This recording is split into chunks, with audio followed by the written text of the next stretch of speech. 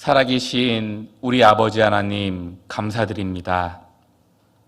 영원한 멸망 가운데 살아야 됐던 저희들에게 주님의 그 크신 사랑을 나타내 주시고, 그리고 너무나도 감사하게 우리가 주를 위해 살 수 있는 기회를 부여받았습니다. 우리의 삶이 하나님 보시기에 합당하고 하나님 보시기에 정직하고 복음을 온전히 전하는 그러한 삶으로 살 수 있기를 간절히 바라고 원합니다.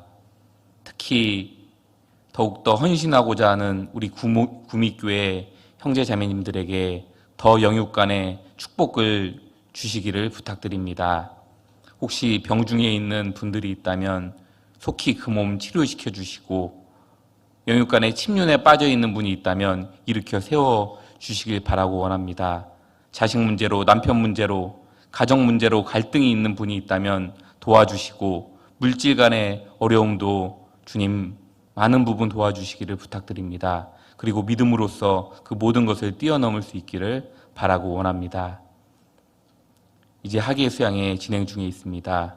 말씀 듣는 그 영혼들 더욱더 그 마음 붙들어 주시고, 전하는 입술 목사님들의 말들을 주장해 주시기를 부탁드립니다. 우리 구미교회 4차 학예 수양회 더욱더 전심전력해서 끝까지 그 영혼들 살피고, 이번 학예 수양회를 통해 많은 열매 맺는 귀한 시간이 될 수 있도록 도와주시옵소서. 오늘 귀한 시간 허락해 주신 하나님께 감사드립니다. 시작하는 시간부터 마치는 시간까지 오로지 주님께 맡깁니다. 저희를 사랑하시는 예수님 이름으로 감사하며 기도드렸습니다. 아멘.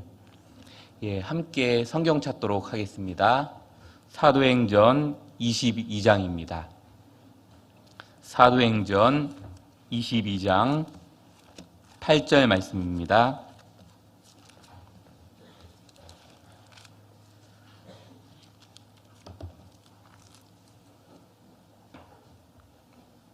사도행전 22장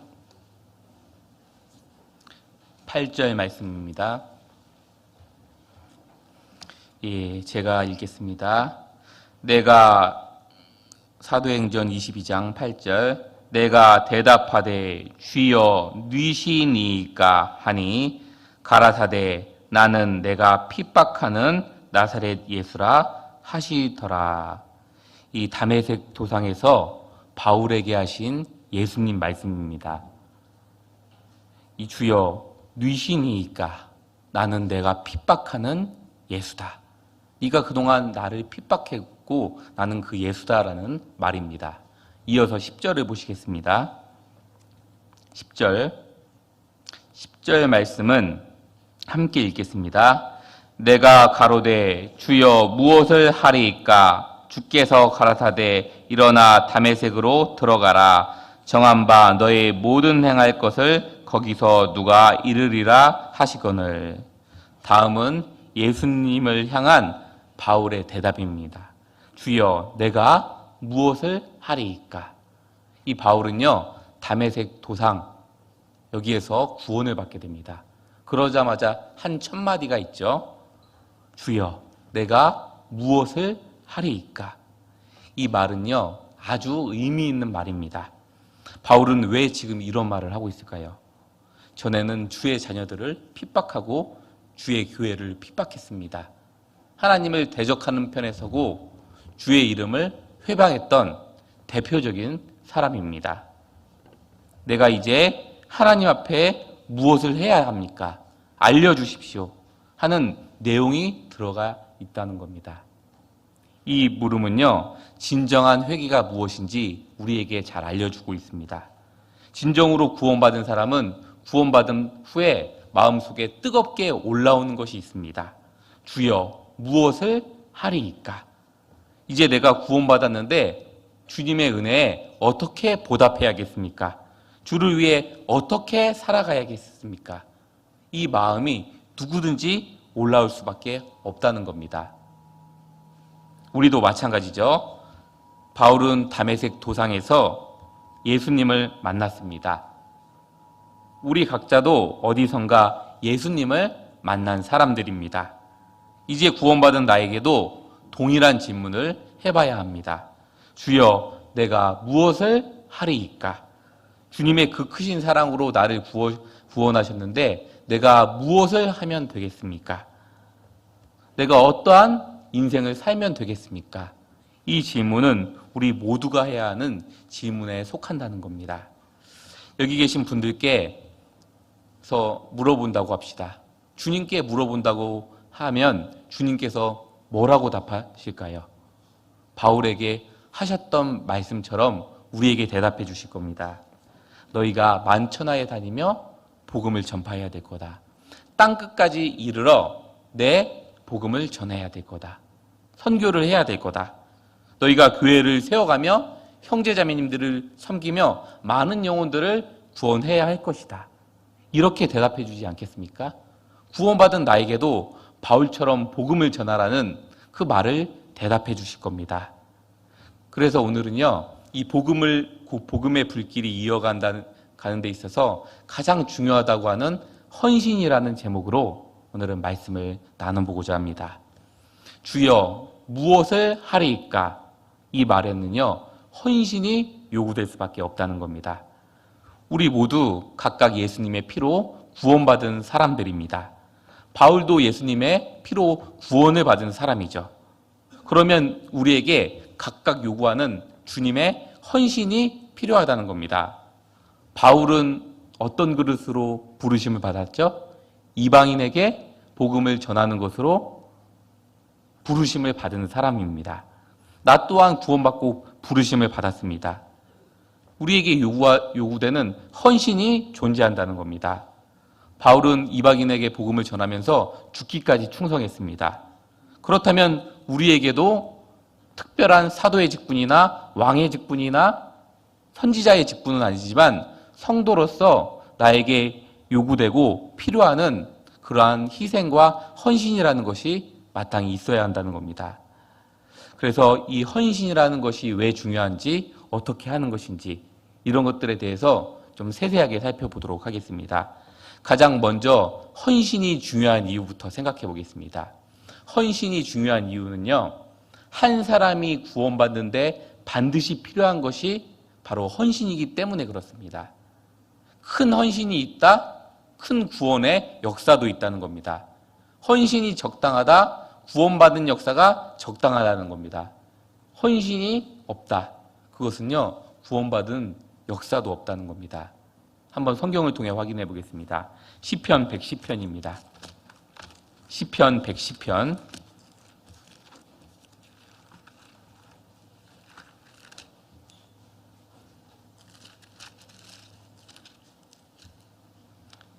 3절입니다. 시편 110편 3절. 3절 말씀을 함께 읽겠습니다. 주의 권능의 날에 주의 백성이 거룩한 옷을 입고 즐거이 헌신하니 새벽 이슬 같은 주의 청년들이 주께 나오는도다. 여기 보시면 3절에 주의 권능의 날에, 이것을 다른 말로 하면 주님의 큰 능력이 나타나시는 그 권능의 날에 주의 거룩한 백성이 거룩한 옷을 입고 즐거이 헌신하니라고 되어 있습니다. 그러니까 이 새벽 이슬 같은 청년들이 주께 나오는도다. 여기서 보면 주의 권능이 날이라고 하면서 다음에 헌신이라는 말이 기록되어 있습니다. 이것을 왜 이렇게 기록되어 있냐면요, 거룩한 옷을 입고 헌신하는 것과 큰 권능의 날은 연결되어 있기 때문에 그렇습니다. 큰 권능의 날이 무엇이겠습니까? 한 영혼이 구원받고 거듭나는 것이 가장 기적적인 역사라고 볼 수 있습니다. 이 세상이 창조된 것도 기적이죠. 한 영혼이 태어나는 것은 말할 수 없는 더 큰 기적인 겁니다. 그 권능의 날을 보려면 꼭 필요한 것이 있는데 즐거이 헌신하는 것이 필요하다는 겁니다. 그러니까 주의 권능의 날이 일어나려면 무엇이 있어야 하냐면 큰 헌신이 필요하다는 겁니다. 그것을 좀 더 쉽게 말씀드리면 교회를 통해, 나를 통해 지금보다 더 구원받는 역사가 일어나려면 지금보다 더 큰 헌신이라는 것이 요구된다는 것입니다. 여기 형제자매님들께서 주의 권능의 날을 보고 싶습니까? 그 기적과 같은 날을 보고 싶습니까? 그러면 그 방법은 간단합니다. 지금보다 더 헌신하는 삶을 살면 그것을 볼 수 있다는 겁니다. 내 가족이 구원받는 모습을 보고 싶고, 내 지인들이 구원받는 모습을 보고 싶고, 내 이웃이나 친척들이 구원받는 모습을 보고 싶다면 지금보다 더 희생과 헌신하는 삶을 살면 그것이 가능해진다는 말입니다. 우리 여기 담임 목사님으로 계신 이 박정빈 목사님께서 제가 청년회장 때 한 2년 동안에 2차례 방문해 주셨습니다. 그때 이제 새벽 1시, 2시까지 닭발을 먹으면서 교제를 나눴습니다. 그때 여러 가지 많은 교제를 밤늦게까지 했는데 그 중에서 가장 제 마음속에 남고 잊혀지지 않는 그 말씀이 생각이 납니다. 이 수원교회가 그때 잘 이렇게 하나님 앞에서 되고 있었습니다. 그래서 그때 한 200여 명의 청년들이 함께 교제하고 있을 때입니다. 그런데 어떻게 하면 더 부흥할 수 있겠느냐, 그런 질문을 하게 되었습니다. 그때 목사님께서 해주신 말이 평생 지침처럼 남아 있습니다. 지금보다 10배로 말씀을 잘 듣고 10배로 기도하고 10배로 헌금하고 하면 수원교회 청년에 1000명 된다, 딱 얘기하시더라고요. 그런데 저희가 아직도 1000명이 못 됐습니다. 그래서 굉장히 주님 앞에 눌림이 있는데 정말 10배 이상 헌신을 못 했습니다. 그것이 책망이 되는 거고 그것이 눌림이 되는 것이 맞는 것 같습니다. 그만큼 헌신했다면 그만큼 구원받는 역사가 있었을 겁니다. 그러니까 제가 말씀드리고 싶은 것은 이 헌신이랑 구원받는 역사랑은 연결되어 있다는 겁니다. 그래서 구약 성경에 보면 이스라엘이 출애굽기 할 때 홍해가 갈라지고 그리로 건너가는 기적적인 권능의 날이 있었습니다. 그런데 왜 그러한 기적적인 권능의 날이 있었는 줄 아십니까? 그 백성들이 회개하고 하나님께 돌아가서 헌신하고자 하는 마음이 있었기 때문에 그렇습니다. 이스라엘의 부르짖음이 하늘에 상달되었다고 했습니다. 마땅히 회개하는 마음을 이스라엘 백성이 가졌다는 겁니다. 그때 놀라운 기적과 같은 일들이 모세를 통해서 일어나게 되었습니다. 우리 신약 시대에도 오순절날 성령 강림이 임했죠. 그리고 사도들로 말미암아 많은 사람들에게 복음이 전파됐습니다. 구원받는 역사가 그때만큼 활발하게 일어난 적이 없었습니다. 그런데 그때 어떤 일들이 있었습니까? 초대교회 성도들의 목숨을 바치는 큰 헌신이 있기 때문에 가능했다는 겁니다. 그러니까 헌신 뒤에는요, 복음이 활발하게 전파된다는 것을 알 수 있습니다. 그렇다면 구미교회가 지금보다 훨씬 더 많은 열매를 맺고 구원을 받고 30배, 60배, 100배 더 큰 열매를 맺기 위해서는요, 지금보다 더 큰 희생의 삶이 요구된다는 것입니다. 그러면 구원받는 데 있어서 아주 필요하다고 하는 헌신이 구체적으로 무엇인지 하나씩 살펴보도록 하겠습니다. 이 한 사람이 주님 앞에 헌신하려면요, 가장 먼저 필요한 것이 있습니다.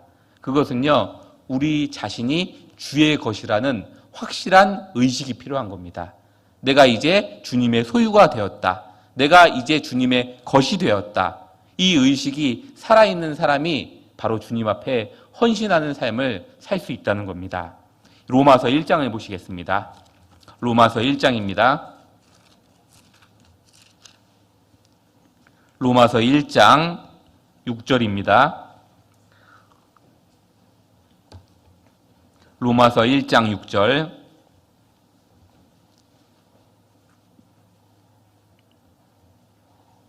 예, 6절 말씀을 함께 읽겠습니다. 너희도 그들 중에 있어 예수 그리스도의 것으로 부르심을 입은 자니라. 예, 예수 그리스도의 것으로 부르심을 입은 자니라. 그리스도의 것으로라고 했죠. 이 말은요, 다른 말로 하면 예수 그리스도의 소유로라는 말로 바꾸어 말할 수 있을 겁니다. 성경은 우리의 소유권이 하나님께로 이전되었다고 말하고 있는 겁니다. 그러니까 더 이상 내가 주인이 못 된다는 겁니다. 하나님께서는 만물을 창조하셨습니다. 많은 짐승들과 바다의 고기도 다 만드셨습니다. 모든 것이 주님이 지으신 것이 맞으니까 그것은 주의 것이 맞다는 겁니다. 그런데 누구만이 유일하게 주의 것이 못 되었냐면 사람만은 주의 것이 못 되었던 겁니다. 사람은 하나님 반대편에 섰죠. 유일하게 주를 대적했습니다. 우리도 구원받기 전에는요, 주의 것이 아니라 마귀의 것이었고 세상의 것이었습니다. 우리 마음대로 인생을 살아갔죠. 그러니까 주의 것이 될 수가 없었다는 겁니다. 그런데 예수 그리스도께서 우리를 사랑하셨습니다. 그 큰 고난을 받으시고 십자가의 사랑으로 우리를 피로써 사신 것입니다. 그러니까 이제 우리가 하나님 편에 서 있는 주의 것이 됐다라고 말하는 겁니다. 그렇다면 이제 내가 살아야 되는 모습은요, 주의 것과 같은 삶을 살아야 한다는 겁니다. 로마서 14장도 보시겠습니다. 로마서 14장 7절입니다. 로마서 14장 7절. 우리 중에 누구든지 자기를 위하여 사는 자가 없고 자기를 위하여 죽는 자도 없도다. 8절 말씀은 함께 읽겠습니다.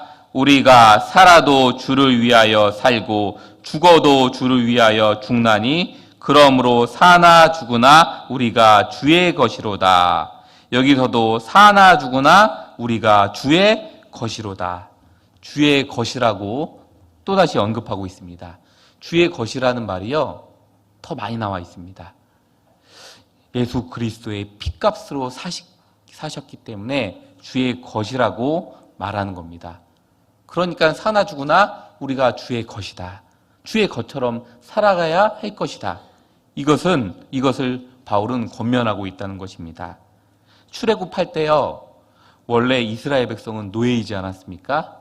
그러니까 자기의 소유가 없었습니다. 자기의 몸도 바로 왕의 소유였습니다. 마귀의 소유였고 세상의 소유였죠. 그런데 그 크신 하나님께서 큰 권능을 베풀어 주셨습니다. 홍해가 갈라지고 그리로 건너가는 아주 기적적인 놀라운 역사가 있었습니다. 그것은 장차 구원받은 그리스도인의 모형이 된다는 것입니다. 그렇게 하신 이유가 뭘까요?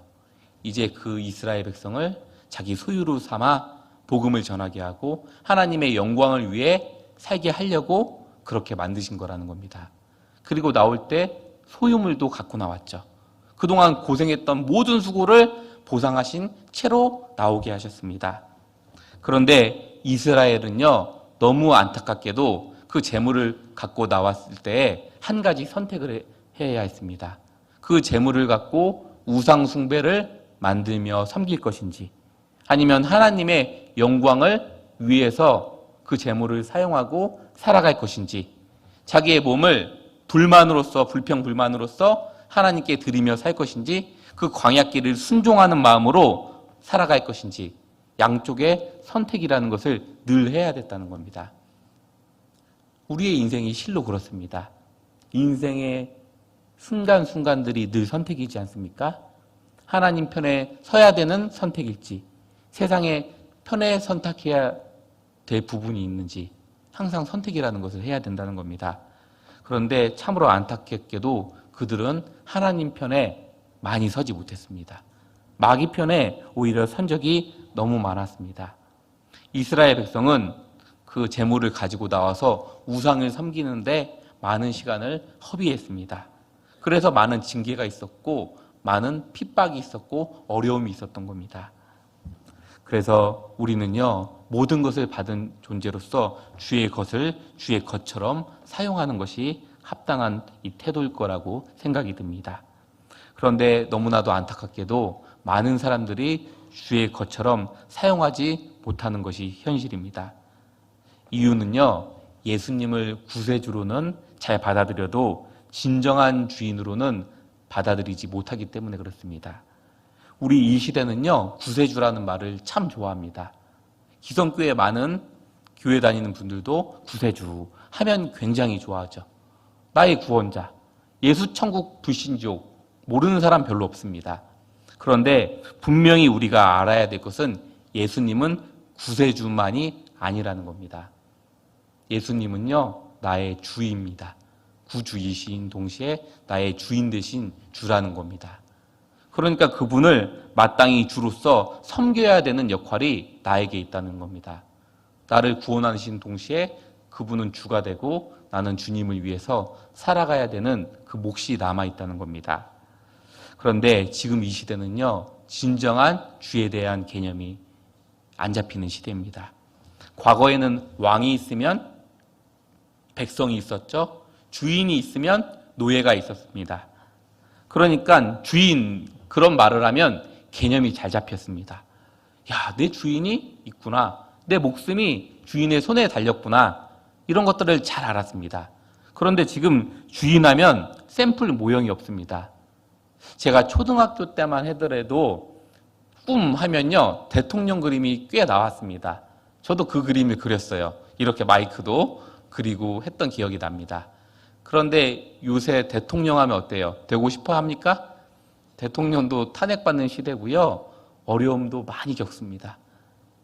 그러니까 어찌됐든 그것이 맞든 안 맞든 질서는 점점 무너져가는 시대라는 겁니다. 옛날에는 아버님 했으면 어때요? 권위가 있었죠. 아버지 했으면 사랑했지만 무서웠습니다. 밥 숟갈도 먼저 뜨지 못했죠. 요새는 그렇지도 않는 모습이 많이 있죠. 아버지도 가족의 구성원일 뿐일 때가 많습니다. 잘못하면 아침밥도 못 얻어 먹을 수 있습니다. 그렇지 않습니까? 그런데 우리가 잘 생각해 봐야 될 것은요, 이 성경은 로마 시대 때 기록된 겁니다. 왕정 시대였죠. 왕이 통치하던 시대였고 왕 한마디 말에 온 백성이 그 말로써 움직였습니다. 순종했죠. 그리고 왕의 말 한마디가 내 목숨에 관련이 있었습니다. 그러니까 왕, 주인하면 그 개념이 쉬웠습니다. 그런데 예수님은요, 만왕의 왕이십니다.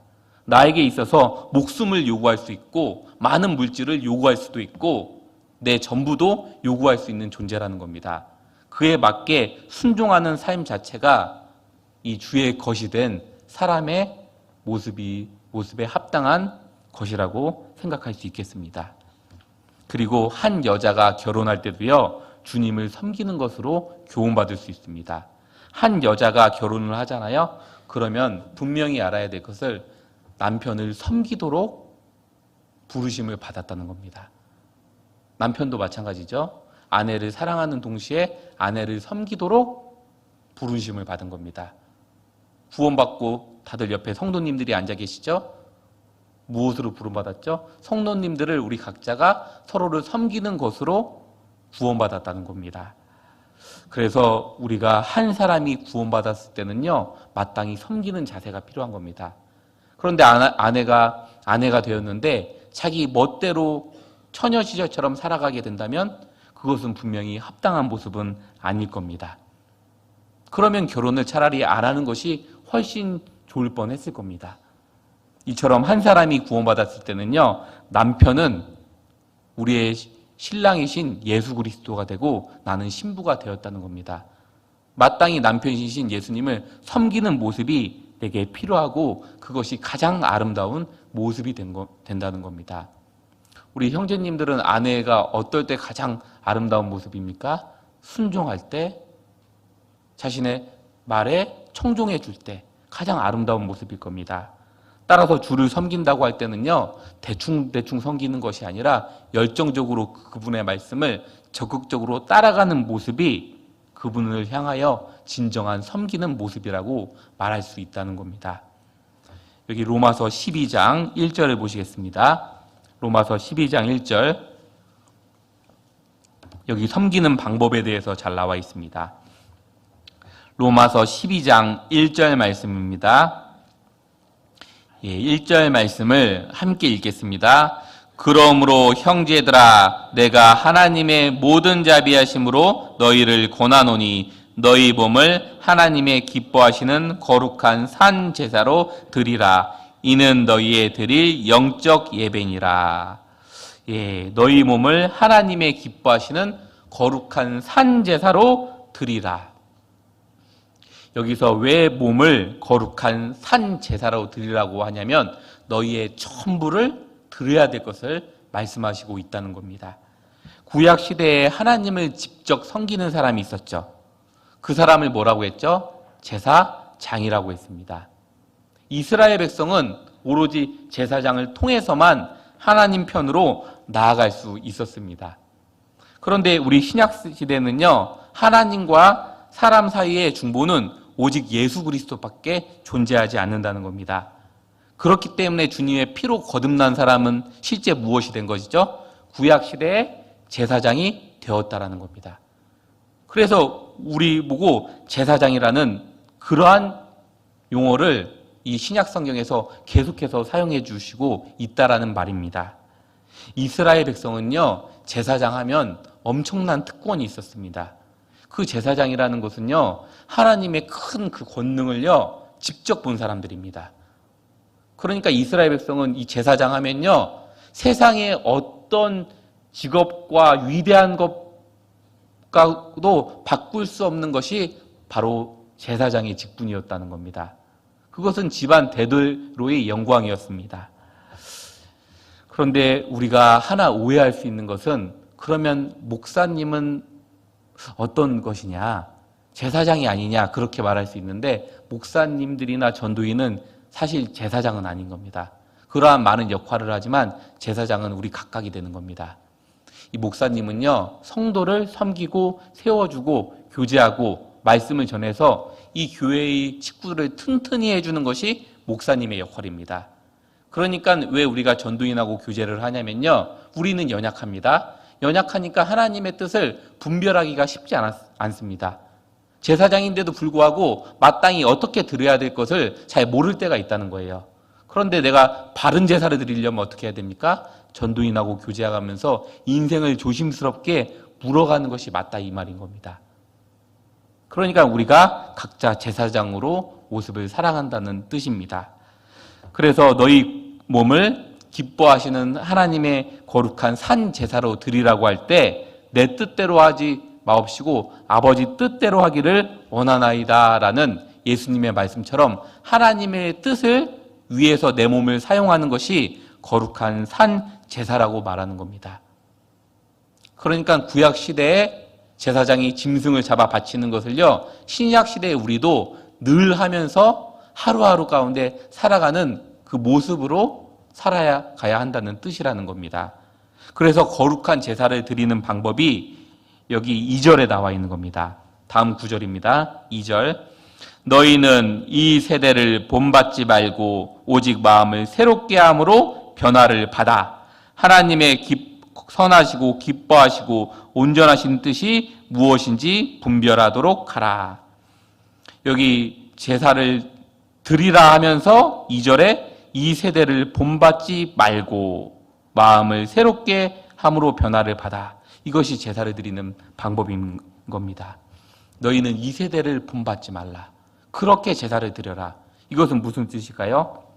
다른 말로는 이 세대의 쾌락을 쫓지 말고 본받지 말고 따라가지 말고 이러한 뜻이 있는 겁니다.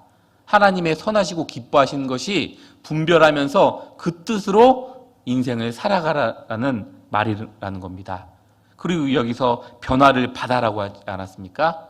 이것은 주님께서 내게 해 주셔야만 가능한 일입니다. 변화를 받으라고 했죠. 내가 변화하는 것이 아니라 변화를 먼저는 받아야 하는 겁니다. 주님의 말씀으로 변화를 받는 겁니다. 하나님의 말씀을 아는 만큼 우리의 마음은 변화되게 되어 있습니다. 마음이 변하는 사람은 주님의 뜻을 분별하게 되고 주님의 뜻을 분별할 줄 아는 사람은 그에 응하는 삶이 나온다라는 겁니다.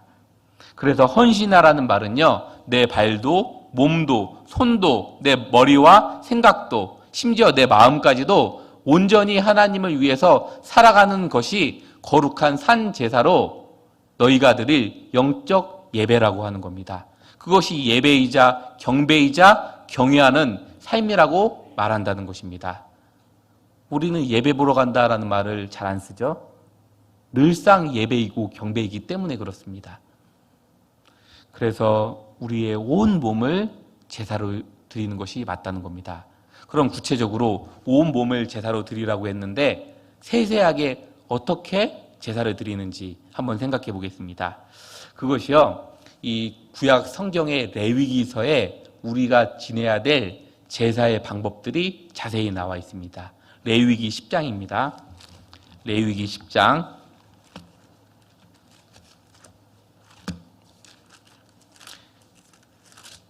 레위기 10장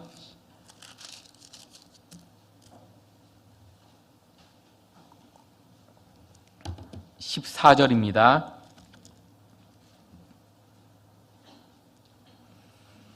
흔든 가슴과 든 뒷다리는 너와 내 자녀가 너와 함께 정결한 곳에서 먹을지니 이는 이스라엘 자손의 화목제 희생 중에서 내 응식과 내 자손의 응식으로 주신 것임이니라. 그 든 뒷다리와 흔든 가슴을 화제의 기름과 함께 가져다가 여호와 앞에 흔들어 요제를 삼을지니 이는 여호와의 명령대로 너와 내 자손의 영원한 응식이니라. 여기 제사 중에서 요제에 대해서 말하고 있습니다. 흔든 가슴과 뒷다리라고 했죠. 이 요제라는 것은 흔들어서 제사를 드리는 것을 말하는 겁니다. 이것은 제사장이 지낸 것인데요. 여기서 이 말이 무슨 말이냐면 이스라엘 백성들은 과거에 짐승을 잡아 바치는 그러한 희생 제사를 드렸습니다. 그런데 그 제사를 드리고 그 제물을 가져와서 먹을 때는요, 가슴을 요제로서 흔들어 드리라고 했던 겁니다. 그러니까 제물을 그냥 먹었던 것이 아니라 요제로 바치고 흔들어서 그 제물을 먹었다는 겁니다. 그런데 이것은 그 이스라엘 백성에게 하면서 한 가지 크게 깨달은 것이 있었다는 겁니다. 이 신약 시대에 이것은 무엇을 의미하냐면요, 그리스도인이 어떠한 제사로서 하나님께 살아야 하는지를 이 제사 드리는 모습을 통해서 잘 표현해 주셨다는 그 말이 된다는 겁니다. 이 가슴을 흔들어 드리고 먹었다고 하지 않았습니까? 이것은요, 하나님을 향한 마음, 하나님을 통한 간절한 마음을 가지고 하나님을 섬겨야 될 것을 말씀하시는 겁니다. 그리고 오른쪽 든 뒷다리를 드리고 먹으라고 했죠. 이것은 무엇이냐면요, 다리를 든다는 것은 우리의 행실과 행위가 하나님 편에 속해서 살아야 할 것을 말씀하시는 겁니다. 왼편 뒷다리가 아니라 오른편 뒷다리라고 했죠. 항상 성경에서 오른편 하면 하나님 편을 말하는 겁니다. 나의 의로운 오른손으로 너를 붙든다고 하셨죠. 이 오른쪽은 항상 하나님 편입니다. 우리의 행실이 오른편인 하나님 편을 위해 살아가야 될 것을 말씀하시는 겁니다. 그러면 이 흔든 가슴이 무엇인지 한번 생각해 보겠습니다.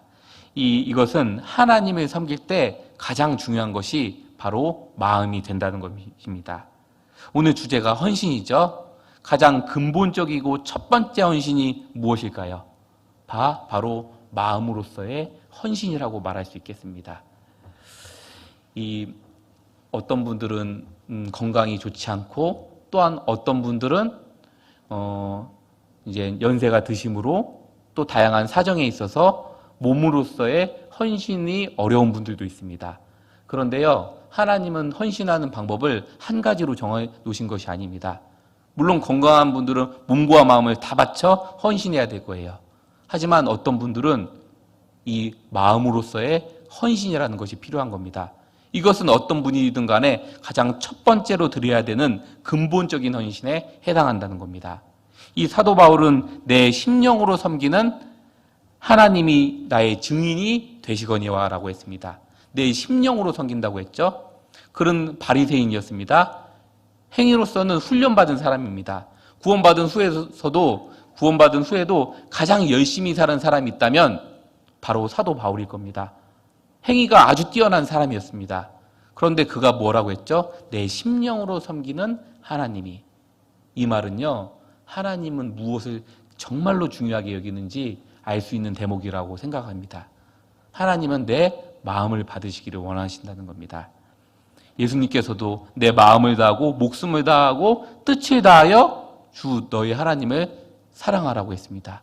처음이 뭐죠? 내 마음을 다하고 뜻을 다하고. 처음은 마음을 다하는 거죠. 여러 복음서에 다 마음을 다하고가 처음 번에 기록되어 있습니다. 처음은 우리의 마음이라고 볼 수 있다는 겁니다. 우리가 왜 마음을 들여야 하냐면요, 하나님은 결탄코 사람이 아니시기 때문에 그렇습니다. 내가 사람을 잘 섬기려고 하잖아요. 그러면 마음 빠져 있어도 됩니다. 예를 들어서 정말 꼴도 보기 싫은 직장 상사가 있다고 합시다. 저 사람만 없었으면 좋겠어요. 그런데 내가 승진을 위해서, 내 목적을 위해서 마음은 그렇지 않지만 거기다 잘하면 상도 받고 승진도 하고 이것저것도 할 수 있습니다. 그렇지 않습니까? 사람은 그렇게 섬길 수 있는 겁니다. 행위만 뛰어나면 잘 섬길 수 있는 거예요.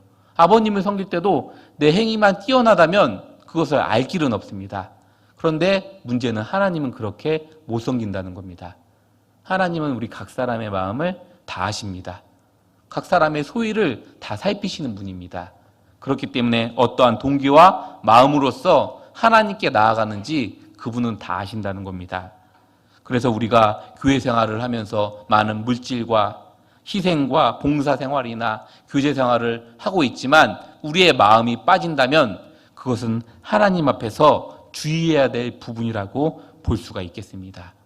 그래서 신앙생활의 첫 번째 드려야 되는 것은 마음이고, 나의 마음을 제어하면서 조심스럽게 살아가는 것이 바로 헌신하는 대표적인 모습이라고 볼 수 있습니다. 잠언 25장을 보시겠습니다. 잠언 25장입니다. 잠언 25장 28절입니다.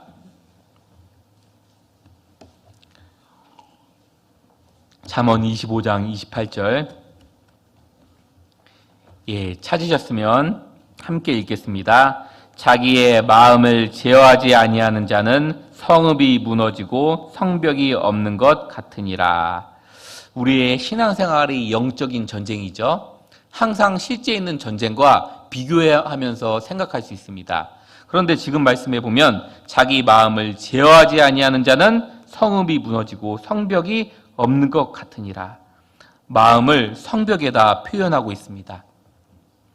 이 구절을 보면요, 우리가 마음을 어떻게 다스려야 하는지를 잘 표현하고 있습니다. 자기의 마음을 성벽이라고 비유하고 있는데, 이 전쟁할 때 이 성벽은요 굉장히 중요한 역할을 하는 겁니다. 군사 10배가 쳐들어와도요 성벽 하나가 있으면 그것을 넘기가 어렵다고 합니다. 실제적으로 같은 비율이면 반반이지 않습니까? 성벽이 있으면 10배는 더 강하게 싸울 수가 있습니다. 그런데 성벽이 없다고 합시다. 그러면 어떻게 될까요? 군사가 와 하고 쳐들어오면 그것은 무너지는데 순식간의 일일 겁니다. 우리가 신앙생활을 하면서 왜 무너짐의 순간들이 많을까요? 이 성벽이 무너져 있음을 말씀하고 있는 겁니다. 우리가 성벽을 지키지 아니하면요 우리의 신앙생활은 실로 지키기 어렵습니다. 마음의 성벽이라고 했죠. 이 마음은요 정말로 실제 치열한 전쟁터입니다. 한 사람이 나에게 시험받게 했잖아요. 한 번 시험받고 넘어질 일입니다. 그렇지 않습니까? 그런데 마음은 어때요? 한 번 찾아오나요? 수시로 찾아오는 게 마음의 전투입니다. 지금 이 순간 마음의 전투를 하고 계신 분도 있을 테고 말씀 끝나고 바로 전투가 이어집니다. 우리의 일상생활 가운데 마음이라는 곳은 늘 전쟁터라고 볼 수 있다는 겁니다. 항상 싸울 준비 안 하면요 풀어져 있으면요 기습받고 넘어지는 것이 우리의 모습이 될 수 있습니다. 그 마음 지키지 아니하면요 굉장히 어려울 수밖에 없습니다. 그리스도인에게는요 늘 두 마음이 존재합니다. 하나님은요 하나는 하나님을 향한 마음이고요, 다른 하나는 세상을 향한 마음이 늘 존재합니다. 이 하나님을 향한 마음은요 어떻게든 성경 읽기를 좋아하고 전도하기를 좋아하고 또한 바르게 살고 싶고 또한 착하게 살고 싶은 그러한 마음이 존재하는 겁니다. 그런데 다른 한편에는 어떤 마음이 존재하죠? 죄에 대한 마음이 존재합니다. 세상을 동경하고 사랑하고 좀 더 편한 것을 추구하고 게으르고 나태하고 성경을 등한시하기를 좋아하는 마음이 우리의 마음판 가운데 늘 이것이 존재한다는 것입니다. 항상 우리는 선택의 연속이라고 할 수 있습니다. 하나님 편에 마음에 설 것인지 세상 편에 마음에 설 것인지 늘 택해야 되는 그러한 존재라는 겁니다. 그런데 이 마음을요, 성벽을 치지 않고 무방비 상태로 있으면요, 순식간에 세상이 틈탈 수 있다는 겁니다. 우리 여기 학생들도 많이 앉아 있는데요. 사실 지금은요, 신앙생활하기 정말 더 어려워졌습니다. 옛날 우리 어르신이나 저 때는 공부는요, 편안하게 해도 좋은 시절이 있었습니다. 대학생은 먹고 놀고 대학생이라는 표현도 있었습니다. 지금은 공부를 해도요, 치열하게 합니다. 전략적으로 해야 되고요, 선행학습도 이루어져 있습니다. 제가 강남의 한 자매님의 그 간증을 전해서 들었는데, 거기는 중학교 1학년 때, 고등학교 1학년 때 거의 문제를 다 푼다고 합니다, 지금. 그러니까 공부를 해도 굉장히 어려워지는 시대라는 겁니다. 그때 마음의 성벽을 세우지 아니하면 어려워질 수 있는 겁니다. 눈만 뜨면 스마트폰이나 게임이나 유혹거리가 많죠? 마음의 성벽을 세우지 아니하면 그것이 늘 나에게로 틈탈 수 있다는 겁니다. 그리고 아이들을 키우는 가정주부도 마찬가지죠. 하루 가운데 시험 받는 것이 있죠? 물질. 가정주부 치고 물질 하나 시험 안 맞는 분은 없을 겁니다. 나의 마음의 성벽을 세우지 아니하면 언제든지 그 시험이 내게 아주 치명적으로 다가올 때가 있습니다. 형제님들도 마찬가지죠. 이 사회생활을 하면 마음의 성벽을 치지 아니하면 자기 마음을 컨트롤하기가 어려울 때가 많습니다. 그렇게 세상에 일주일, 하루 종일 빠져서 살다가 이 자리에 오잖아요. 말씀이 정말로 잘 들리지가 않게 되는 겁니다. 그래서요, 주일 말씀은요, 내가 치료를 하기 위한 목적으로 가는 것도 많지만 일주일을 잘 간수해서 올 때에 이 말씀이 훨씬 더 귀담아 잘 들릴 수도 있게 된다는 겁니다. 그래야 나에게 진정한 더 큰 양식이 되어질 수 있다는 겁니다. 여기 잠언 4장도 보시겠습니다. 잠언 4장 23절입니다. 잠언 4장 23절. 23절 말씀을 함께 읽겠습니다. 무릇 지킬 만한 것보다 더욱 내 마음을 지키라. 생명의 근원이 이에서 남이니라. 무릇 지킬 만한 것보다 더욱 내 마음을 지키라. 다른 지킬 것이 많이 있지만 더욱 내 마음을 지켜라. 마음은 가장 지켜야 될 것이다. 이 뜻이죠. 생명의 근원이 이에서 남이니라. 생명의 근원이 이에서 남이니라. 모든 것이요, 마음에서 비롯되기 때문에 근원이라고 말하는 겁니다. 나의 신앙생활도 마음에서 비롯되는 겁니다. 이렇게 하는 말씀이요, 모든 신앙생활의 힘이나 모든 것이 여기서부터 흘러나오기 때문에 그렇습니다.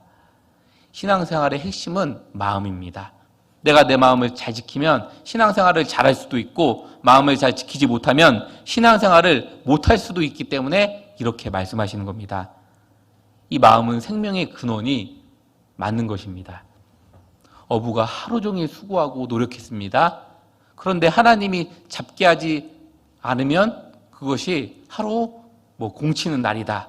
그렇게도 표현을 합니다. 실제적으로 하나님이 안 해주시면 아무런 소득이 없죠. 그것처럼 마음이 빠진다면요, 그럴 수가 있다는 겁니다. 하루 종일 열심히 신앙생활했습니다. 그런데 마음이 빠져 있어요. 그러면요, 나의 수고가 생각외로 많은 소득을 거두지 않을 수가 있습니다. 상을 받긴 받는데 생각보다 더욱더 큰 상은 기대하기 어려울 수 있다는 거예요.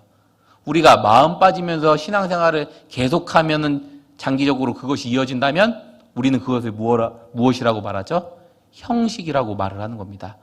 왔다 갔다라고 얘기 많이 하죠. 그래서 우리의 신앙생활은 마음이 빠져 있다면 우리는 그 마음을 다시 격동시켜야 된다는 겁니다. 요제를 드릴 때 가슴을 흔들어서 하나님 앞에 드린다고 먹는다고 했죠. 마음은 쉽게 둔탁해지는 겁니다. 마음은 쉽게 딱딱해지는 흔들어지고요, 굳어지는 겁니다. 항상 흔들어서 일깨우지 않으면 우리의 마음은 세상 쪽으로 흘러가서 둔탁하게 되는 겁니다. 우리는 늘상 하나님을 위해 살고 싶죠. 뜨거운 마음으로 살고 싶은 것이 우리의 본성입니다. 구원받은 사람은 누구든지 그렇게 살고 싶습니다. 그런데 내 마음이 뜻대로 안 되죠. 언제든지 딱딱해지는 겁니다. 우리의 마음은 너무나도 연약하고 쉽게 변하는 존재이기 때문에 그렇습니다. 오늘 마음과 내일 마음이 다릅니다. 지금 마음과 잠시 후의 마음도 다릅니다. 그 마음을 잡을 수 있는 길은 오로지 한 가지 방법밖에 없습니다. 그것이 20절입니다. 내 아들아, 내 말에 주의하며 나의 이르는 것에 내 귀를 기울이라. 그것을 내 눈에서 떠나게 말며 내 마음 속에 지키라. 깊숙하게 넣어서 지키라는 거죠. 무엇을 지키라는 거죠? 내 말에 주의하며. 하나님의 말씀입니다.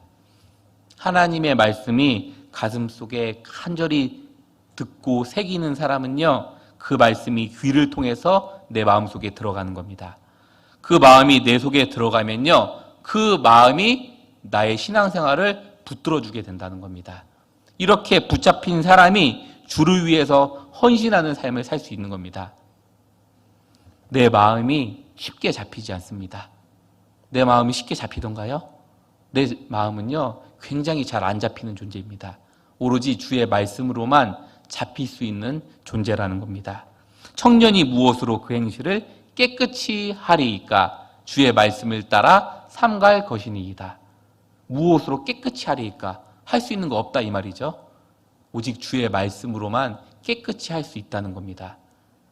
그러니까 하나님의 말씀을 잘 듣는 길이 범죄치 않고 순종하는 유일한 길이 된다는 겁니다.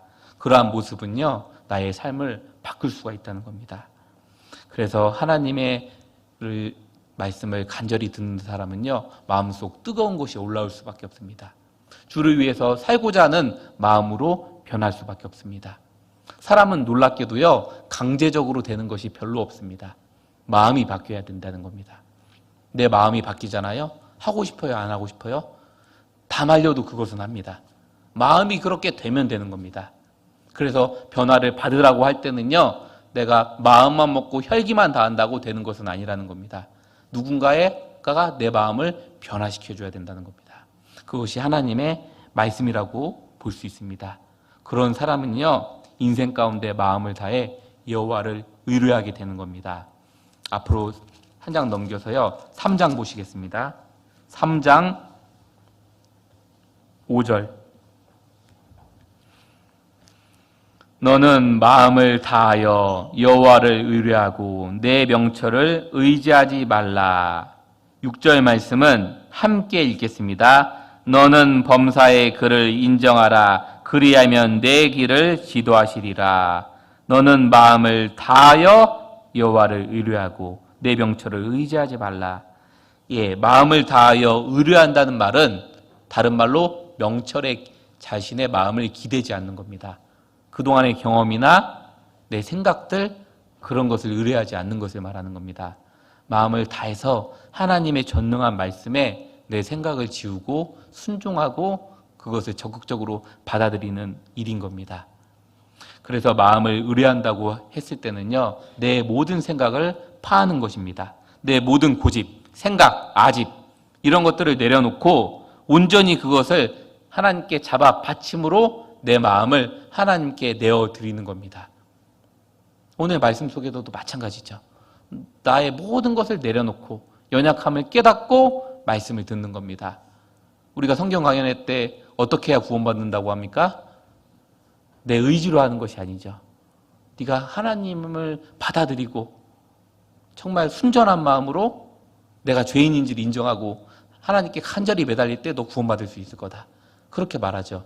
우리의 신앙생활도 마찬가지입니다. 나의 연약함을 인정하고 나약함을 인정하고 하나님의 말씀을 받아들이는 것이 여호와를 진정으로 의뢰하는 그 길이 되는 겁니다. 그리고 또한 내 마음을 다하고 여호와를 의뢰하라고 할 때는요, 하나님은 마음을 서로를 주고받는 것을 좋아하신다는 것을 알 수 있습니다. 하필이면 그 전능하신 하나님 섬기는데 마음을 얘기하잖아요. 그런데 많은 사람들이 이 종교 생활을 하면서 행위로만 드리고 있습니다. 많은 물질, 어떠한 많은 전도, 이것을 꼽고 있는 것들이 많은데 실제적으로 하나님은 마음이 교류되기를 원하시는 겁니다. 우리가요, 하나님, 내 이 문제를 도저히 해결할 수 없습니다. 도와주십시오. 이것이 무엇이냐면요, 마음을 교류하는 길이 되는 겁니다. 나의 여러 형편을 하나님 앞에 낱낱이 구하는 겁니다. 이 부모가 자녀에게 원하는 것이 무엇일까 생각해 보면요, 마음을 주고받기를 원하는 겁니다. 혹시 내 자녀가 어려운 일이 있어요. 죽고 싶은 마음이 있습니다. 그러면 그것을 나에게 내어놓고 사정하고 말하기를 부모는 원할 겁니다. 그것처럼 하나님도 마음을 받으시는 겁니다. 남편과 아내 사이도 마찬가지죠. 남편이 돈만 벌어주고 모든 것을 끝냈다. 그것은 진정으로 사랑이라고 말하기가 어렵습니다. 아내가 아이 키우는 것만 하고 남편에게 마음으로서 헤아리고 생각하는 것이 전혀 없다. 이것은 정말 사랑을 키워가기가 어려워질 겁니다. 부부라는 것은 변하지 않죠. 하지만 사랑을 더욱더 깊게 키워가는 데 있어서 마음 빠지면은 그것은 할 수 없는 겁니다. 하나님 앞에서 누가 진정으로 사랑하는 관계로서 살아갈 수 있냐면요, 마음을 교류하는 사람이 될 겁니다. 그래서 사람은 사랑이라는 것을 해야 되고요, 마음을 나누면서 더욱더 깊이 교제할 수 있다는 것을 분명히 알아야 될 겁니다. 그런데 마음을 흔들어 드리지 못하는 사람은 신앙에 잠을 잘 수 있다는 겁니다. 그리고 요제를 드릴 때 흔든 가슴과 뒷다리라고 하지 않았습니까? 먼저는 마음을 흔들어 드리고 다음은 뒷다리, 오른편 뒷다리, 헌신을 말하는 겁니다. 실제적인 헌신을 말하는 거죠. 하나는 마음의 헌신이라고 말씀드렸습니다. 그 다음은 뭐죠? 실제적인 헌신을 말하는 겁니다. 요제를 드릴 때 왜 든 뒷다리라고 했냐면요, 짐승의 뒷다리는요, 늘 추진력을 가하는데 가장 필요한 것이 뒷다리입니다. 토끼가 뒷다리 힘이 강하죠. 오르막길을 올라갈 때 굉장히 큰 힘을 줍니다. 우리의 신앙생활은 높은 곳으로 올라가야 되죠. 높은 곳으로 올라가려면 어느 힘이 강해야 돼요? 뒷다리 힘이 강해야 되는 겁니다. 그것도 오른쪽 뒷다리. 하나님 편에 힘이 강해야 될 것을 말씀하시는 겁니다. 이 잠언 30장에 보면 땅에 가장 지혜롭고 작은 것이 4가지 있다고 했습니다. 그 중에 하나가 메뚜기죠. 메뚜기도 어떤 다리가 깁니까? 뒷다리. 뒷다리로 점프를 뛰면 자기 몸보다 훨씬 높게 점프를 뜁니다. 이것은요, 정한 짐승에 속합니다. 높은 것을 바라보고 하늘에 소망을 두고 이 세상의 모든 것들을 뛰어넘고 살아야 하는 그리스도인의 모습을 상징할 수 있습니다. 우리도 어려운 것이 많죠. 때로는 시험이 있습니다. 어떻게 해야 될까요? 주저앉는 것이 아니라 뛰어넘어야 한다는 겁니다. 그것이 바로 하나님 편에 오른편을 드리고 먹는 제사장의 역할과 마찬가지라는 겁니다. 그렇다면 정말 신령하고 높은 곳, 그곳으로 뛰어야 된다고 했는데 그곳이 무엇일까요? 정말 신령하고 높은 곳은요, 전도하는 삶의 헌신이라고 말할 수 있습니다. 우리 예수님은 살아 있으면서 가장 고상하고 고귀한 일을 하셨죠. 제일 높은 곳으로만 걸어 다니셨죠. 그것이 무엇입니까? 전도하는 발걸음이었다는 겁니다. 바울도 나의 달려갈 길과 주 예수께 받은 사명, 그것을 이루는 데 있어서 내 목숨을 조금도 귀한 것으로 여기지 아니하였다고 했습니다. 바울 사도는 가장 높은 곳으로 다닌 사람입니다. 우리도요, 어떨 때 가장 존귀하고 높은 곳에 인생을 살 수 있냐면요, 전도하는 그 길에 섰을 때 마땅히 가장 귀한 삶을 드릴 수 있는 겁니다. 그런데 그렇게 하기 위해서는 희생이 필요한 겁니다. 바울은 높은 곳으로 다니기 위해서 한 일이 있었습니다. 무엇이었죠? 복음을 전하기 위해서 자기 모든 욕심을 내어버렸습니다. 심지어 배설물처럼 먹였다라고도 했습니다. 혐오했다는 거죠. 그리고 복음에 장애되는 것이라고 하면 무엇이든지 버렸습니다.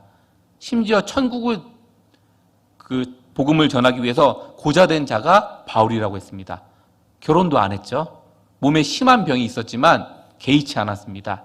하나님께 더욱더 기도하고 마음을 드렸습니다. 옥중에서도 뭐 했어요? 자기는 행위로서 드릴 게 하나도 없었잖아요. 그런데 뭐를 했죠? 간절히 기도하고 찬송하고 그 자체로 섬겼습니다. 그러니까 마땅히 할 일을 하고 서신서를 기록하게 되었습니다. 그래서 이러한 삶을 주님께서는 원하신다는 겁니다. 그러니까 가장 높은 길로 걸어가는 그 길, 그것이 오른편 뒷다리를 드는 것이라고 볼 수 있습니다. 이사야 52장입니다. 이사야 52장 7절입니다.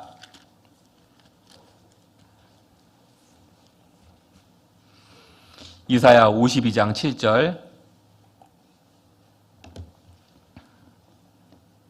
이사야 52장 7절입니다. 예, 함께 읽겠습니다. 좋은 소식을 가져오며 평화를 공표하며 복된 좋은 소식을 가져오며 구원을 공표하며 시온을 향하여 이르기를 내 하나님이 통치하신다 하는 자의 산을 넘는 발이 어찌 그리 아름다운고. 이 복음을 말하고 있죠. 좋은 소식을 가져오며 평화를 공표하며, 예, 좋은 소식을 가지러 가는 자의 사람의 발을 하나님은 아름답다고 말씀하셨습니다. 그리고 산을 넘는 발이 어찌 그리 아름다운고. 예, 산을 넘는 발을 하나님께서 아름답다고 하셨습니다. 하나님이 아름답다고 하셨으면요, 그것은 세상에서 가장 예쁘고 아름다운 모습으로 살아가는 길이 될 겁니다. 그런데 이 산을 넘는데 그것이 쉬울까요? 어려울까요? 그것은 정말로 어려운 겁니다. 등산 좋아하는 분들은 알 겁니다. 아주 높은 산은 어떻습니까? 그 발이 넘는 데 있어서 피곤할 수밖에 없습니다. 굉장히 괴로울 수밖에 없습니다. 그런데 우리는요, 영혼의 산을 넘어야 하는 발걸음입니다. 세상에 어떤 높은 산보다도 더 넘을 수 없는 산이 있다면 영혼을 건지기 위해서 넘는 산이 될 겁니다. 에베레스트 산도요, 훈련받으면 넘는 사람 많죠. 그런데 이 영혼이라는 산을 넘으려면요, 정말로 쉽지 않은 겁니다. 여러 장애물이 있고 역경이 있고 여러 전투가 필요한 겁니다. 우리는 복음을 전하다 보면 큰 산을 맞이할 수밖에 없습니다. 이제 하기수양회가 다가오죠. 그러면 큰 산이 앞에 보이죠. 내 가족들이라는 큰 산이 있고 지인들이라는 큰 산이 있습니다. 그분들이 쉽게 말씀을 듣지 않습니다. 나를 핍박하고 대적하고 자꾸 그런 얘기할 거면 보지 말자. 너는 또 그 얘기냐.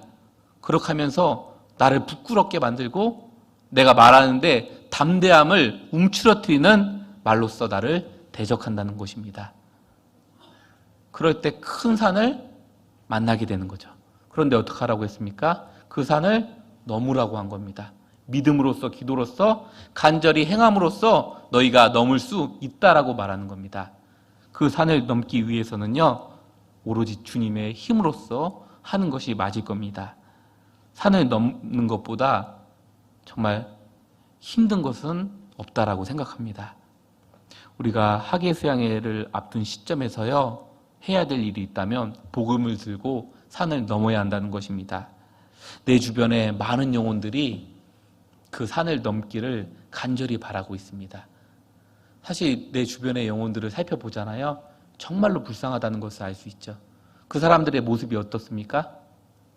신앙적이던가요? 세상적이죠. 하나님을 알던가요? 모르죠. 답답한 얘기를 많이 하죠. 그래서 소경이라고 말하잖아요. 소경은 자기가 걸어가면서 어때요? 자기 길을 몰라요. 좀 있으면 빠져 죽을 건데도 불구하고 거기 가지 마시오 하면 어떻게 해요? 무슨 소리냐고 하고 끝까지 걸어갑니다. 하는 것 보면 굉장히 답답해요. 그런데요, 그 소경의 눈을 띄워줄 수 있는 것은 우리밖에 없다는 겁니다. 이 누가복음 16장에 보면요, 자색 옷을 입고 나온 부자에 대해서 언급하고 있습니다. 그것이 딱 우리 시대의 모습입니다. 그 부자가 혹시 어떤 일을 했는지 아시죠? 날마다 호화로이 연락했다고 했습니다. 가진 재물은 많고 권력은 많으니까 할 일은 없죠. 늘상 뭐 하는 거죠? 연락하는 일, 잔치 벌이면서 노는 일만 했던 겁니다. 그런데 딱 죽자마자 거지 나사로와 반대길로 열렸죠. 이 나사로는 아브라함의 품에 들어갔습니다. 천국에 간 거죠. 그 부자는요, 지옥의 구렁텅이에 떨어지게 된 겁니다. 그 음부에서, 고통 중에서 한 말이 기억 속에 참으로 많이 남는 것 같습니다. 뭐라고 말했냐면요, 나사로를 보내서 형제 5이 있으니까 그 복음 전하게 해달라, 그 말한 거잖아요. 그걸 보면요, 우리가 마음속에 큰 충격을 받을 수밖에 없습니다. 왜 하필이면 자기가 안 간다고 하고 나사로 보내라고 했을까요? 의인만이 복음 전할 수 있기 때문에 그렇습니다. 나사로가 가야 된다는 거예요. 비록 거지지만 그가 가야 되지, 부자가 가서는 절대로 구원받을 수 없다는 겁니다. 천국 갈 수 있는 우리만이 그 복음을 전할 수 있습니다. 그래서 어떻게든 내가 전해줘야 한다는 겁니다. 그런데요, 더 중요한 것은요, 그 지옥 가는 곳이요, 다른 사람이 아니라는 겁니다. 혹시 다른 사람인가요? 내 주변에 있는 지인들이던가요? 다른 사람이 아니라 내 가족들, 주변의 지인들, 그 사람이 거기 가서 고통받아야 된다는 게 더 큰 우리 마음 가운데 눌림이 될 수밖에 없습니다. 이 눌림은 합당한 겁니다. 바울 사도도 복음 전하는데 눌림이 있었다고 했잖아요. 큰 눌림이 있는 것이 정상적인 행동일 겁니다. 어떻게든 우리는 만나려고 해야 될 겁니다. 가려면 두려워지죠? 또 무슨 말을 들을까? 하지만 가는 것이 맞는 겁니다. 전쟁 때에요, 일어나야 합니다. 그동안 잠을 잘 수도 있었습니다. 하지만 총소리, 대포소리 나면 그때만큼이라도 일어나서 싸워야 되는 겁니다. 그러면 내가 1등 공신이 될 수도 있는 겁니다. 하나님은 지금까지 어떻게 살아왔든 간에 지금의 삶을 가장 중요하게 여기신다는 겁니다. 내가 오늘 밤 주님의 품으로 가지 않았다면 하나님은 비록 부족하지만 나에게 기대하시는 하루를 허락하셨다는 겁니다. 나의 삶이 하계수양회를 앞두고 복음을 전하는 그 발걸음으로 분명히 바뀌어야 될 겁니다. 그럴 때 주님께서 복음의 문을 열어주실 겁니다. 이번 하계수양회 때는요, 이제 믿음관이라는 큰 헌신을 통해서 건물이 세워졌습니다. 큰 헌신 뒤에는 뭐가 있다고 했죠? 주님의 큰 역사가 있다고 했습니다. 그러니까 전도하기에는 절호의 기회라고 볼 수 있습니다. 이번 하계수양회는 어떻게든 전도하는 것이 필요할 겁니다. 그 전도를 하기 위해서 내 발걸음을 떼고 부족하지만 찾아갈 줄 알아야 될 겁니다. 이 전도는요, 결코 입으로 하는 것이 아닙니다. 발로 하는 것이 전도입니다. 만약 내 옆에 다 죽어가는 사람이 있습니까? 그러면 내가 입으로 전도해야 됩니까? 발로 병원부터 가야 됩니까? 발로 가야 될 겁니다. 다 죽어가는 사람이 있다면 발이 먼저일 겁니다. 그래서 그 영혼들에게 먼저는 식사를 하든 뭐를 하든 자리에 앉아서 생각해 봐야 될 문제인 겁니다. 먼저는 만나야 한다는 거예요. 그 다음에 하나님께서 주실 말을 예비해 주실 겁니다. 준비해 가면 더 좋지만 마땅히 할 말로써 분명히 전도할 수 있을 겁니다. 그랬을 때 우리가 산을 넘는 것과 마찬가지고 그 발을 하나님께서 아름답게 보신다고 지금 성경 속에 기록하고 있는 것입니다. 그래서 우리가 그리고 산을 넘는다고 할 때 꼭 생각해 봐야 될 것은 내 지혜로만 하면 안 될 것입니다. 내 사사로운 지혜와 말로는 그 영혼을 건지기가 어렵습니다. 그래서 성령의 능력으로 하라라고 성경은 말하고 있습니다. 성령의 능력이 무엇일까요? 하나님 앞에서 말씀의 공급을 충분히 받고, 그리고 기도하고, 기도 부탁하고, 늘 평범하지만 내가 사용했던 무기가 가장 영혼을 건지기에 좋은 무기라는 것을 아셔야 합니다. 이스라엘의 전쟁 가운데 교훈받아 보겠습니다. 사무엘상 17장입니다. 사무엘상 17장 45절입니다. 사무엘상 17장 45절.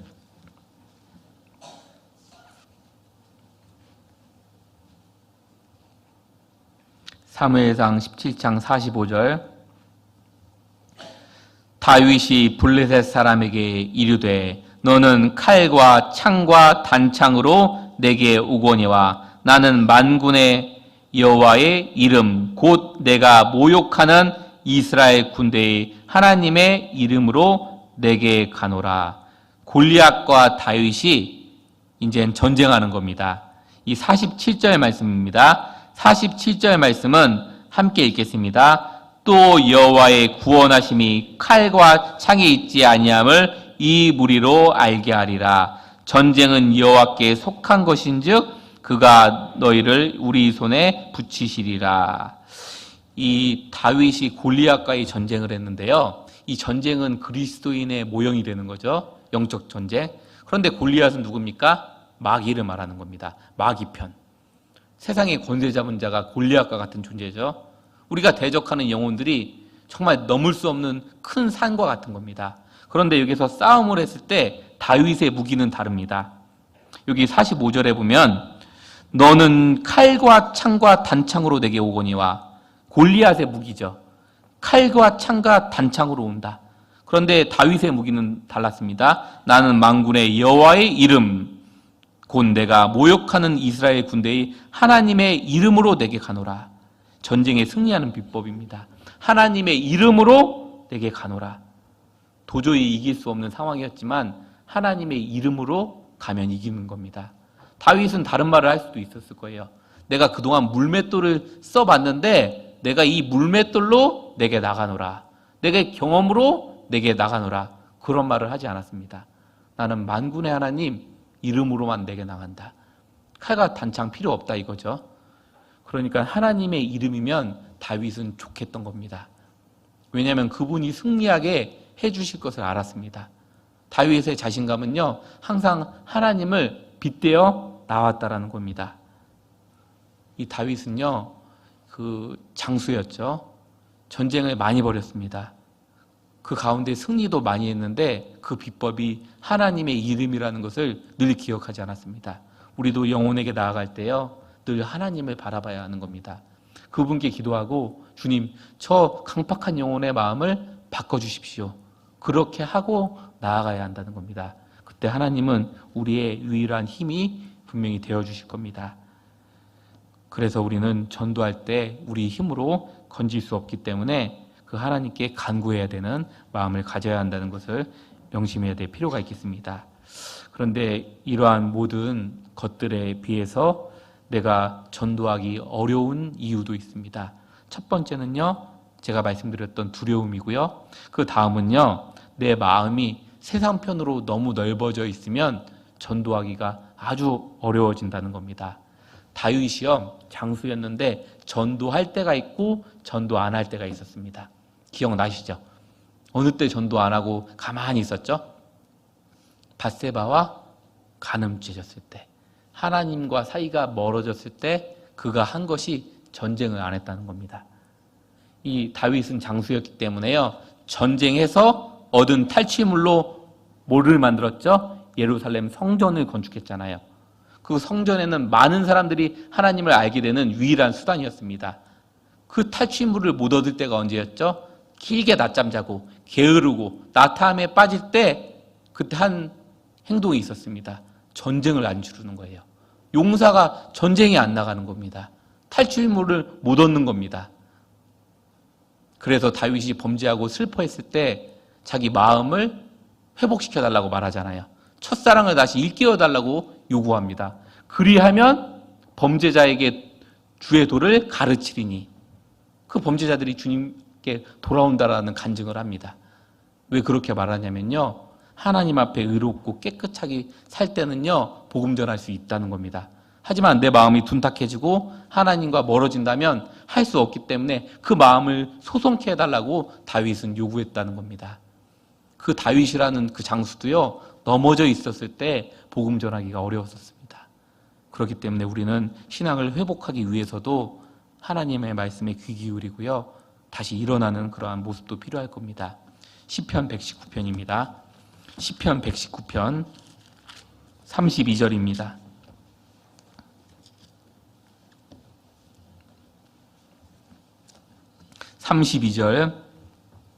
시편 119편 32절.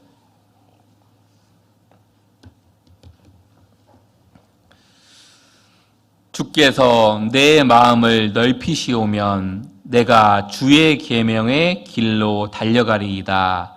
여호와여, 주의 율례의 도를 내게 가르치소서. 내가 끝까지 지키리이다. 예.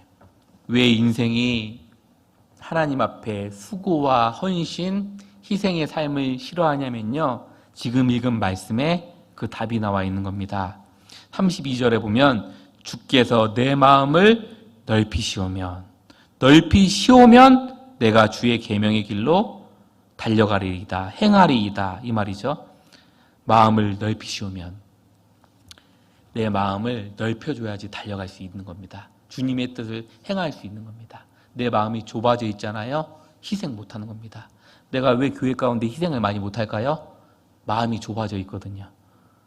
내가 그게 어려워지는 겁니다. 어느 정도 희생과 헌신을 할 수 있어도 큰 희생은 싫어하는 겁니다. 복음을 전하다 보면 우리가 구별되는 삶을 살아야 되는데 어떤 분은 신앙생활도 잘하고 도덕적으로 잘 살아갑니다. 하지만 복음 전하는 거 하나만은 싫어합니다. 이유는요, 마음이 좁아져 있을 수 있다는 겁니다. 내 마음을 지금보다 넓혀야 되는 겁니다. 조금 더 핍박받고 어려움을 겪더라도 마음을 넓혀야만 복음을 전할 수 있다는 뜻이 되는 겁니다. 그래서 이 세상에 대해서 작게 생각하고 하나님 일에 대해서 크게 생각하는 그러한 모습이 필요할 겁니다. 우리가 이제 학예 수양회를 앞두고요, 큰 투자를 하는 그 모습은요, 내가 얼만큼 전도하는 모습으로 찾아볼 수 있게 될 겁니다. 제가 수원교회 학예 수양회 전도하는 방법 하나 말씀드리겠습니다. 다른 교회에서도 배우고 싶어 했어요. 근데 다른 교회에는 아직까지 설교상에서 말씀드린 적은 없습니다. 혹시나 거리낌이 있을까봐. 하지만 구미교회는 충분히 가능할 거라고 생각이 됩니다. 귀한 일꾼들이 많이 오셔서요, 성숙된 교회라고 생각하고 말씀드리는 겁니다. 결코 자랑이 아닙니다. 이 수원교회가 전도가 홍정현 목사님 오시고 활발히 되었는데 그런 계기를 마련한 것이 있습니다. 첫 번째는 말씀입니다. 우리 교회는 말씀의 기반으로 세워졌지 않습니까? 말씀을 잘 공급받을 수 있게 물론 담임 목사님께서 알려주셨습니다. 하지만 우리 편에 했던 것이 있습니다. 이번에도 수원이요, 평상시에 몇백 명 전도했다면 어느 때부턴가 500명 이상 전도합니다. 지금 2019년에 학예 수양회 접수는 2,461명 했어요. 그 중에서 전도하는 영혼은 656명입니다. 지금까지. 그러면 많이 접수한 거예요. 그래서 지금까지 광주, 서울보다도 훨씬 더 많이 했었습니다. 그런데 이번에는 질 것 같습니다. 광주가 저희보다 2년 동안 저희가 항상 그 1등의 자리를 지켜왔는데 광주가 격동의 시간을 보내신 것 같아요. 이길 수가 없더라고요. 거기는 이제 3,000군데가 넘지 않습니까? 그런데 그렇게 전도하는 데 있어서 어떠한 일이 있었냐면, 이제 저희가 천년도에는 좀 사전 접수를 하는데 좀 많은 부분을 접수에 강요당하는 느낌을 약간 받았습니다. 저희 전 봉사회장님이 아주 접수하면은 보통 분이 아니셨습니다. 담임 목사님께 찾아와요. 분명 접수하라고. 담임 목사님은 이제 여기가 연고 있으신 것도 아니고 항상 압박감에 시달리셨습니다. 그래서 2명 꿔달라고 이렇게 주변 있는 분들에게도 말하고 했는데, 저도 마찬가지입니다. 저에게도 찾아오고 여러 가지 권면하는 가운데 우리가 한 명이라도 전도하자, 그런 마음으로 하게 됐습니다. 그러자 1년, 2년 지나서 이제 지금은 봉사회장님도 바뀌셨습니다. 하지만 누가 뭐라고 하지 않아도 우리가 이때만큼은 더욱더 전도하는 모습으로 바뀌게 되었습니다. 누가 시키지 않아도. 그래서 이번에도 저도 말씀 준비하면서 전도에 대한 말씀을 2-3편 들었는데, 우리 구역 19가 한 구역에 이제 3개 구역입니다. 총 지금까지 67명 전도했습니다. 그런데 전도하는데 어떤 말씀을 들었냐면요, 그 어떤 성도님이 접수를 해놨는데 그분이 매년 못 가는 분인 겁니다. 너무 많이 접수해서 목사님이 좀 말렸습니다. 그렇게 하실 필요 없다고. 그런데 그 성도님이 한 말이 헌금하면 된다고, 헌금하는 셈 친다고. 근데 사실 많이 이해가 안 가는 부분이 있습니다.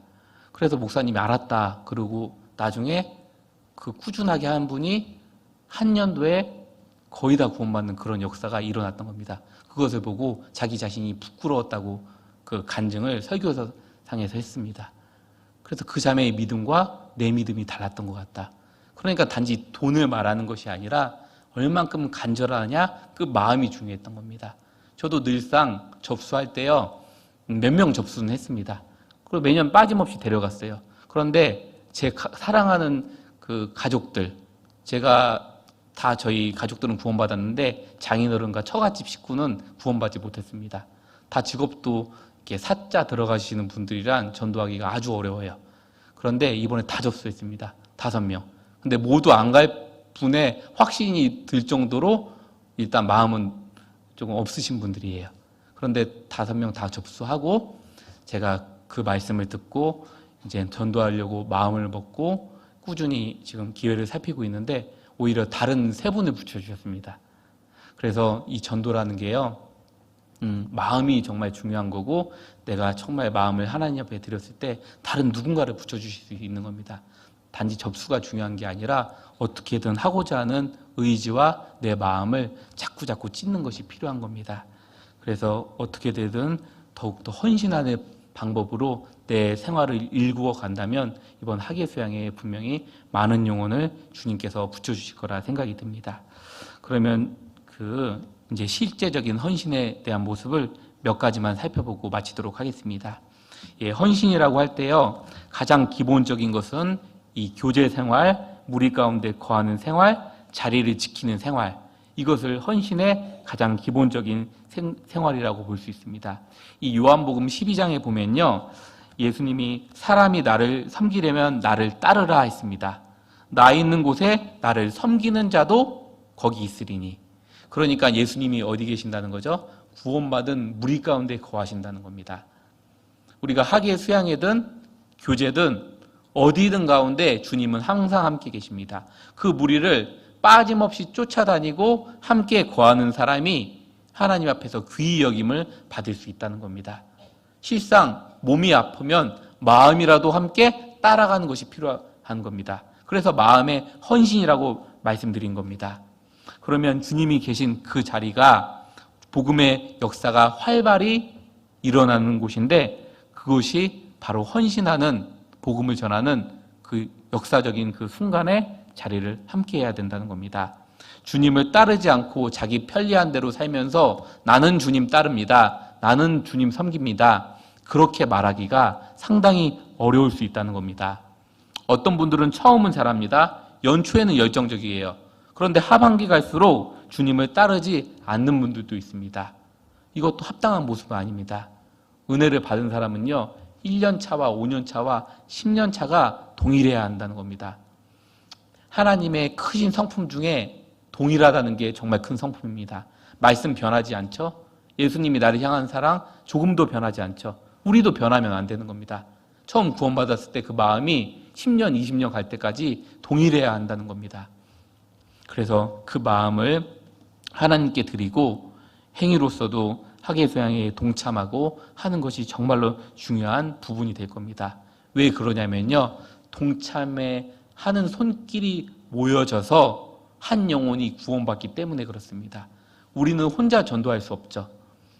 이 교회를 세우고 전도하는 데 있어서 여기 있는 여러분들의 모두의 공로라고 볼 수 있습니다. 왜 그러냐면요, 여기에 소수 10%만 나온다고 합시다. 그러면 대집회 때 그 영혼들이 구원받을 수 있겠습니까? 구원 못 받을 겁니다. 이 방송 장비 설치해 주신 분이 없어요. 그러면 말씀을 못 전할 거예요, 효율적으로. 누군가 기도하는 손이 없다면 앞에 있는 강사는 사실 할 수 있는 것이 별로 없습니다. 하나님의 말씀을 전해주는 거지 하나님의 말씀을 창조해내는 것이 아니잖아요. 그러니까 우리 한 사람 사람의 손길과 발이 그 전도하는 데 있어서 막대한 영향을 미친다는 것을 기억해야 할 겁니다. 이 사무엘하 23장에 보면요, 이 삼마라는 사람이 나옵니다. 이 삼마라는 사람은요, 블레셋 사람이 쳐들어왔을 때 녹두나무 가득한 밭에서 혼자 서 있었습니다. 이때 이스라엘 사람들이 많이 서 있었어요. 그런데 블레셋 군대가 쭉 쳐들어오니까 다 도망가 버렸습니다. 그리고 정확히 삼마 하나만 서 있었어요. 그런데 그 다음에 나온 구절이 참으로 마음속 깊이 들어왔습니다. 여호와께서 큰 구원을 이루시니라. 그 한 사람만 있어도 구원을 이루시는 겁니다. 그런데요, 우리가 복음이 전해지는 곳에 한 사람만 있으면 안 되겠죠? 여러 사람이 함께 있어줘야 되는 겁니다. 그러면 더 큰 구원을 이룰 수가 있다는 겁니다. 그래서 우리는요, 자리를 지킬 줄 알고 동참하는 자세가 필요할 겁니다. 그리고 추수 때는요, 가족들이 다 나와서 추수를 합니다. 우리 어르신들은 농사 지을 때 분명히 아셨을 거예요. 아이나 애들도 다 추수 때만큼은 나옵니다. 작은 그 손이지만 한두 개라도 뽑기 위해서 나오죠. 심지어 이웃까지도 나옵니다. 그것을 품앗이라고 하잖아요. 추수 때는 잠자면 안 되는 거죠. 왜 그러냐면요, 겨울 오면 다 썩기 때문에 그렇습니다. 거둘 수 있는 시기는 추수 때밖에 없습니다. 그래서 이 추수 때에 더욱더 자리를 지키고 있는 것이 주님 편에서 아주 귀한 일을 하고 있다는 것을 분명히 알 필요가 있겠습니다. 그리고 마땅히 전쟁을 치르는 장소는요, 잘 먹는 일을 해야 됩니다. 추수하는 농부는요, 먹는 일이 기본이죠. 우리가 앞으로 하계수양의 4차까지 말씀을 듣고 모이는 일에 더욱더 적극적으로 행해야 될 겁니다. 그 힘으로써 전도하게 되고 서로의 상황을 돌아봄으로써 분명히 더 독려될 겁니다. 여기 앞에 계신 임원분들은 여러 성도님들과 전화통화도 자주 하시고 교제도 해주셔야 될 겁니다. 가끔씩 저에게도 물어보는 분이 있어요. 아버님 어떻게 잘 돼가시냐고. 아무것도 아니죠? 그런데 그 말 한마디에 격동을 받습니다. 야, 그래, 내가 그동안 안 하고 있었지? 아, 그러면 형제님 이렇게 하면 어떻게 하겠냐고. 그래, 목사님 모시고 전도사님 모시고 한번 가보면 안 되겠냐고. 나 혼자는 자신이 없는데. 그러면서 주님의 역사는 활발하게 일어나는 겁니다.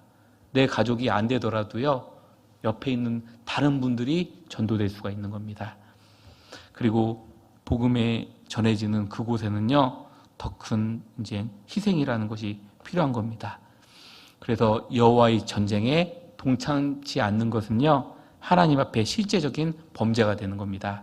여기 사사기 5장을 보시겠습니다. 동참치 않는 죄에 대해서 생각해 보겠습니다. 사사기 5장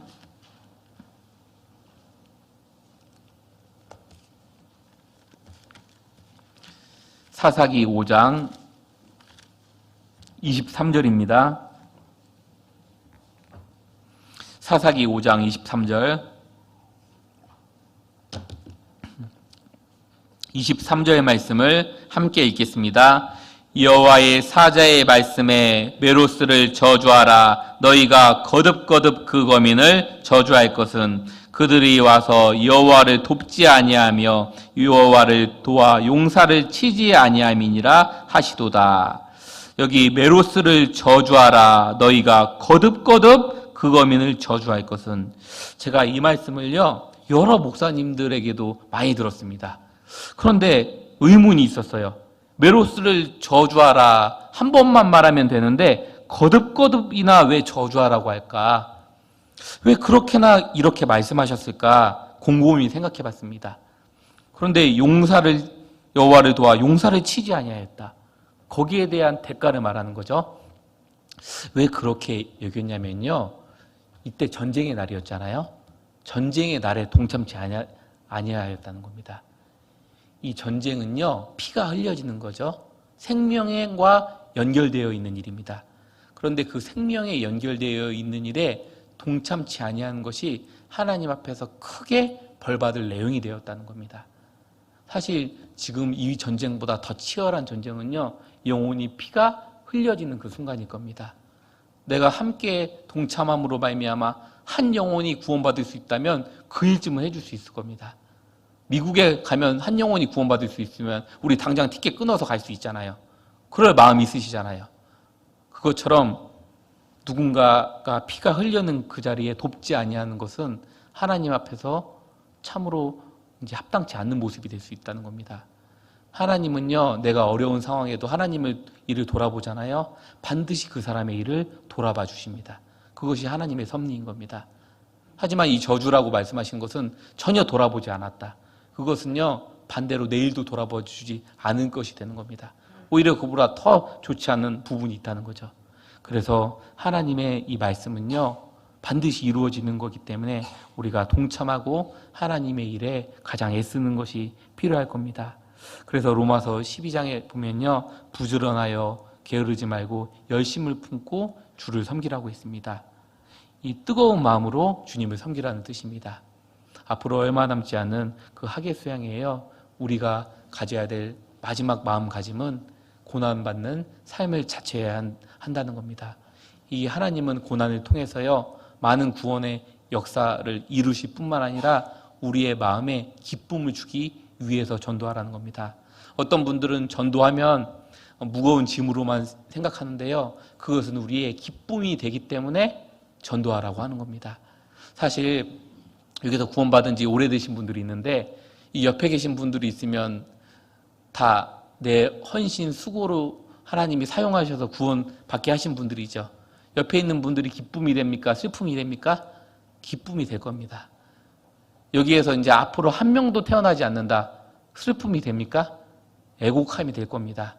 그것처럼 우리가 전도하는 것은요, 단지 지나친 명령이 아니라 기쁨이 된다는 것을 분명히 기억해야 될 겁니다. 그 기쁨을 맛보기 위해서는요, 고난의 삶이 바탕이 되어야 된다는 겁니다. 마지막으로 한 구절만 찾겠습니다. 아가서 1장입니다. 아가서 2장입니다. 아가서 2장.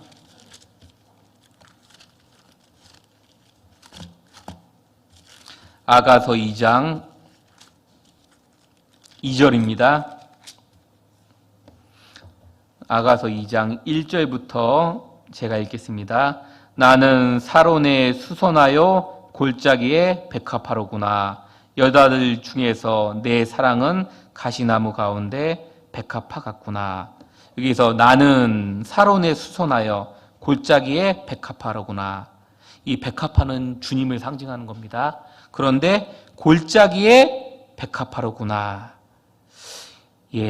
예수님을요, 백합화라고 말씀하시면서 골짜기에 백합화로구나.